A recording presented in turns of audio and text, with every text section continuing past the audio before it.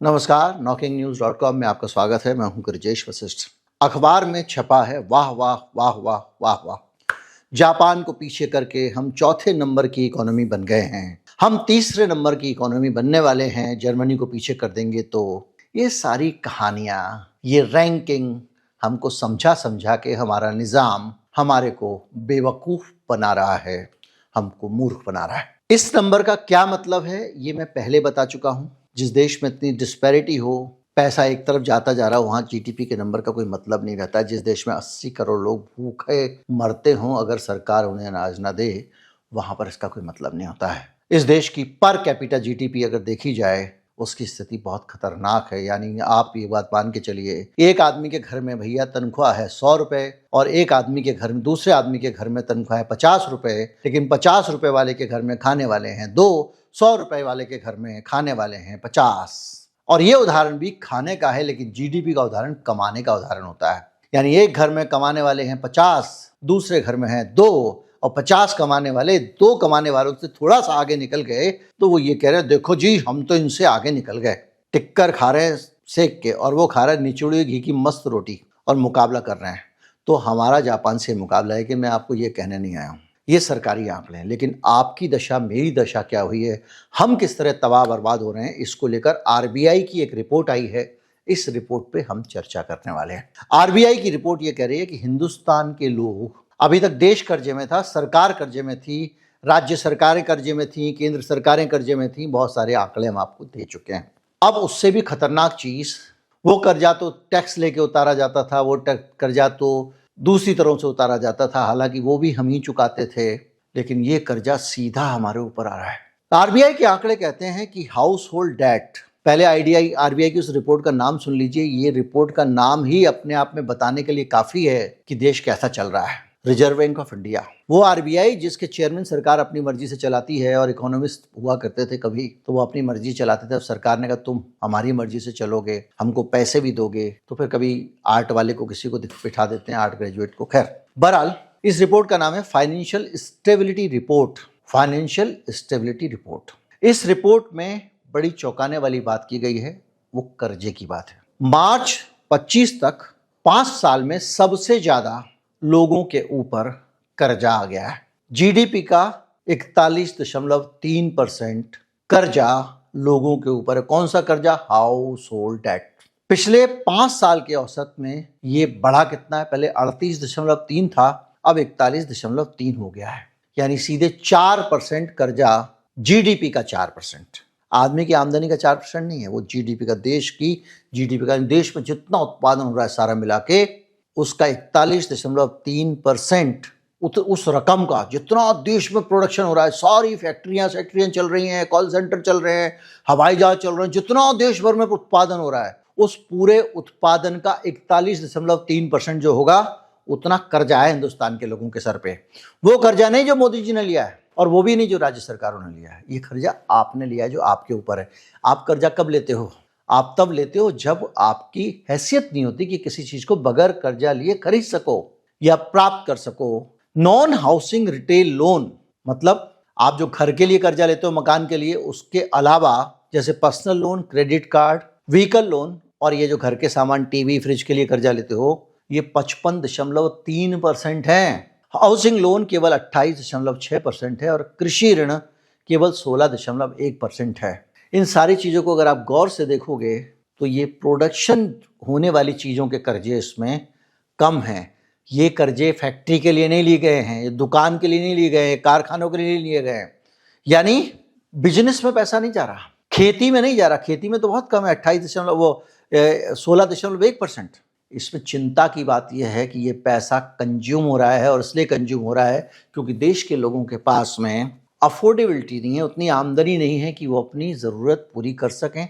मैंने आपको अभी पिछले दिनों अमेरिका के आंकड़े भी दिखाए थे कि लोग ऋणम कृत्वा पेट भरेत, किसी तरह से लोन लेके घर की ज़रूरतें पूरी कर रहे हैं। ट्रंप ने जो हाल कर दिया है। ईरान में तो हालत यह है कि आदमी जितना कमा रहा है वो उसकी ज़रूरत का सिर्फ 60% के लिए ही काफ़ी है, इसलिए लोग सड़कों पर उतरे हुए हैं। और भारत में ये कर्जा हमारे लिए खास चिंता की वजह है, और ये खतरनाक है, क्योंकि आप ये जो कर्जा ले रहे हो, इस कर्जे को कमाने के लिए नहीं ले रहे हो। तो ये कर्जा आपने जो लिया, इसको पैसा बढ़ाओगे नहीं आप। तो ऐसे में जब कोई नया असेट नहीं बनता है तो क्या होगा? तो होगा ये भाई साहब कि आपने तो कर्जा ले लिया, चुकाने की हालत में आप हो नहीं, तो ये किसकी? बैंक की भी टेंशन है। अगर ये कर्जा नहीं चुका पाए तो बैंक टेंशन में आएगी, फाइनेंशियल बैंकिंग सिस्टम स्ट्रेस में आता है।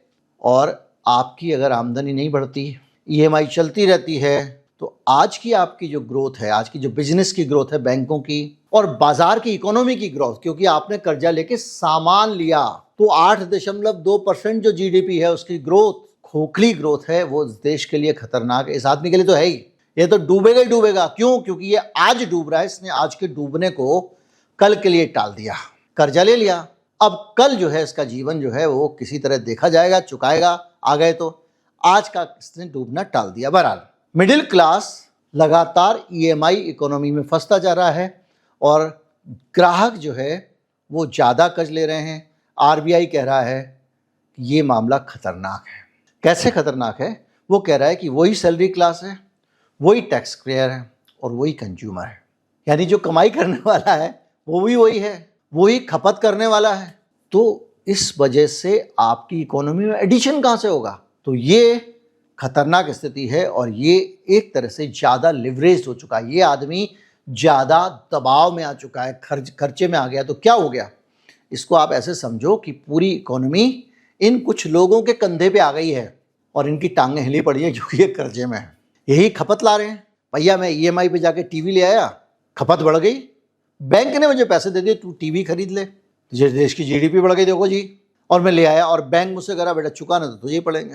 अब मेरी आमदनी नहीं बढ़ रही है क्योंकि ग्रोथ ही नहीं हो रही है ना भाई। अगर ग्रोथ होगी, सरकार का ओरिएंटेशन अमीरों के बजाय आम जनता की तरफ होगा, छोटी फैक्ट्रियों की तरफ होगा, एमएसएमई की तरफ होता। ये कर्जा अगर फैक्ट्रियों ने लिया होता, छोटे कारखाने ने लिया होता, तो आमदनियाँ बढ़ रही होती, तो बिक्री ज़्यादा बढ़ रही होती, तो मामला थोड़ा स्टेबिलिटी वाला होता। तो ये 8.2 का जो आंकड़ा है ये भी हवाई आंकड़ा है। खैर, जरा सा झटका आरबीआई की रिपोर्ट के हिसाब से बता रहा हूँ मैं आपको।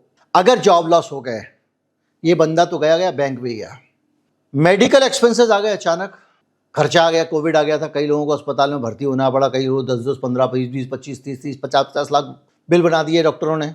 तो अगर ऐसे लोगों के ऊपर मेडिकल एक्सपेंसेस आ गए अचानक, बैंक का रेट बढ़ गया, चुका पाओगे? नहीं चुका पाओगे और आप डिफॉल्ट करोगे। आप डिफॉल्ट करोगे तो क्या होगा? बैंक को स्ट्रेस आ जाएगा। कैसे आ जाएगा? क्योंकि बैंक के ऊपर आपने कुछ ना कुछ जमानत दी हुई है, उसके बदले में आपको पैसा दिया हुआ है, वो असेट जो वहाँ रखे हुए हैं वो बेकार हो जाएंगे। जीडीपी ग्रोथ दिख रही है, क्वालिटी जीडीपी की खराब है, इससे ये पता चलता है। स्टेबिलिटी रिपोर्ट है आरबीआई की। प्रोडक्टिव इन्वेस्टमेंट नहीं है, ये इन्वेस्टमेंट प्रोडक्टिव नहीं है। एमएसएमई का विस्तार नहीं हो रहा है और ये जो पैसा है ये रोजगार जनित नहीं है, इससे रोजगार पैदा नहीं होंगे, रोजगार खत्म होंगे। तो आम आदमी जो है, जो मैं हूँ, आप हैं, हम सब कर्जे में हैं, कर्जे पे ज़िंदगी चल रही है। मैं जानता हूँ, मैंने एक बार होम लोन लिया था और मेरा वेतन नहीं बढ़ा 1 साल। बस किस तरह से मैंने वो वक्त काटा है मैं जानता हूँ। खैर, हाउसिंग और बिजनेस लोन पीछे छूटते जा रहे हैं, क्योंकि हाउसिंग लोन जो है वो भी एक तरह से एक प्रोडक्टिविटी बेस्ड है, क्योंकि आपने मकान खरीदा, बिल्डर बनाएगा तो उसके लिए सीमेंट बनेगी, दूसरी चीज़ प्रोडक्टिविटी है उसमें, वो कम हो रहे हैं। बिजनेस प्रोडक्टिव लोन तेजी से बढ़ते हैं लेकिन नहीं बढ़ रहे हैं। यहाँ उल्टा हो रहा है, सबका भविष्य अनिश्चित है और ये पैसा जो आपका है, ये बहुत सारा पैसा जुए सट्टे में भी जा रहा है। खास तौर पे पर्सनल लोन इसके लिए बहुत ज़्यादा इस्तेमाल होता है। तो कुल मिला के आरबीआई ने नरम भाषा में बहुत खतरनाक संकेत दिया है।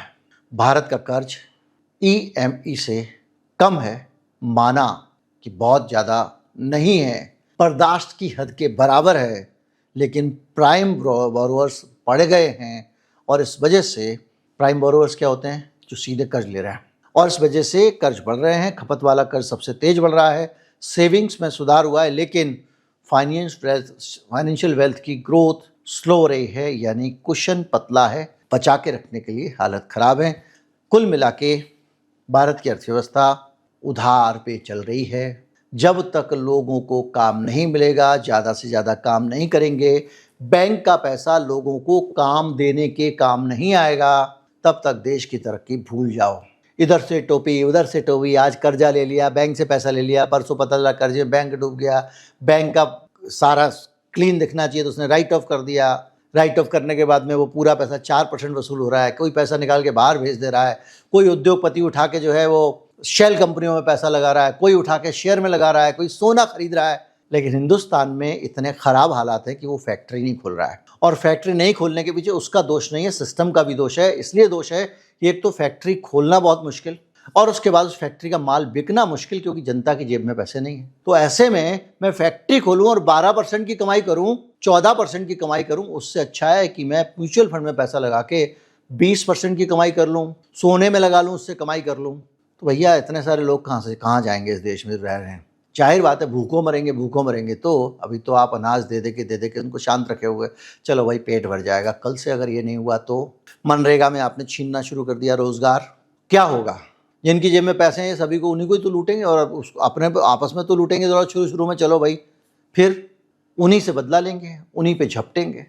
तो ये पूरी तबाही जो है ये बढ़ा के चाहने का काम हो रहा है। सीधी सी बात यह है कि भैया जो लघु उद्योग चलता था, ये जो चीनी माल आ रहा है इसको बंद करो। मेरी माने बंद नहीं कर सकते आप, तो कैसे होगा? मेरी माने अगर आप, तो आप कुछ काम कर सकते हो। जैसे कि आपने मोबाइल के चार्जर में जो पिन लगती है सारी USB-C कर दी है, यूनिवर्सल। अब कंप्यूटर के लैपटॉप वगैरह भी USB-C से चार्ज होने लगे हैं।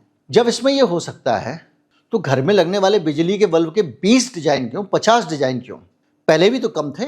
अब आप सोचिए कि ज़्यादा डिजाइन होंगे, जैसे कि आपके घर में बिजली के लगने वाले 25 डिजाइन हो गए, या जो स्विच लगते हैं उनके 25 डिजाइन हो गए, तो वो जो दुकानदार है जिससे आप सामान खरीदते हैं वो 25 में से 10 तो उसको रखने पड़ेंगे, बड़ा वाला 15 भी रखेगा। तो पहले वो 10 जो 4 तरह के आइटम आते थे, 3 तरह के आते थे, उनको वो अपनी दुकान में रखता था तो वो खर्च करता था 2 करोड़ रुपया, 1 करोड़ रुपया, 5 करोड़ रुपया। अब 25 आइटम रखता है तो खर्च करता है 50 करोड़ रुपया। जब वो 50 करोड़ रुपए की इन्वेंट्री मेंटेन कर रहा है तो ये 50 करोड़ रुपए कहाँ जा रहे हैं? ये जा रहे हैं चीन में, क्योंकि चीन से सामान आ रहा है और चीन हर बार नए डिजाइन का सामान छापता है, हमारा व्यापारी आंख बंद करके ले आता है और वो सामान जो है यहाँ पर दुकानों में भरा जा रहा है। ये भी एक तरह की डंपिंग है जिसको सरकार नहीं रोकती है। अब तो हालत ये है कि दुनिया भर के वो ऐसा प्लग वैसा प्लग आने लग गए सामान, फिर उसके चक्कर में एडॉप्टर भी आने लग गया है। तो सरकार को ये तो रोक सकती है बेसिकली। इतना करने भर से हिंदुस्तान का जो इम्पोर्ट बिल है वो 20% से ज़्यादा कम हो जाएगा, सिर्फ इतना करने भर से। शुरुआत में 20% करना तो पड़ेगा, क्योंकि अगर नहीं करोगे तो ये तो पूरी तबाही है। और जब वो करोगे तो MSME को भी मौका मिलेगा, जो छोटी फैक्ट्री लगा रहा आदमी उसके पास भी मौका रहेगा। अगर मान लीजिए वो डायफ्राम भी बना रहा है किसी मशीन में लगाने वाले, 4 तरह के 5 तरह के डिजाइन बना लेगा, 100 तरह के डायफ्राम कैसे बनाएगा? वो भी चीन से लाके बेचने लगेगा। तो हिंदुस्तान की MSME की तबाही का एक कारण ये भी है कि यहाँ पर इतनी तरह के वेरिएंट चीज़ों के आके बाजार में ठूस दिए गए हैं जो हम सबको नष्ट कर रहे हैं। तो बहरहाल कर्जदार भाइयों बहनों, आप लोगों ने कर्जे में बड़े सारे रिकॉर्ड तोड़ दिए हैं। थोड़ी सी देरी है, अर्थव्यवस्था पे आप तगड़ा वाला खतरनाक बोझ बनने वाले हो। और आपको मैं कुछ नहीं कह सकता क्योंकि आपका भी कोई दोष नहीं है। घर का खर्चा चलाना, टीवी खराब हो गया तो खरीदना तो पड़ेगा ही। अब सरकार ने GST कम कर दिया तो एक झटके में आपने सोचा अभी कुछ खरीद लो, कल को भरोसा नहीं नया टैक्स लगा दें। लेकिन जो भी हो रहा है, RBI की रिपोर्ट कर रही है, स्टेबिलिटी रिपोर्ट है, स्थिरता की रिपोर्ट है कि हालात अच्छे नहीं हैं। नमस्कार, जय हिंद।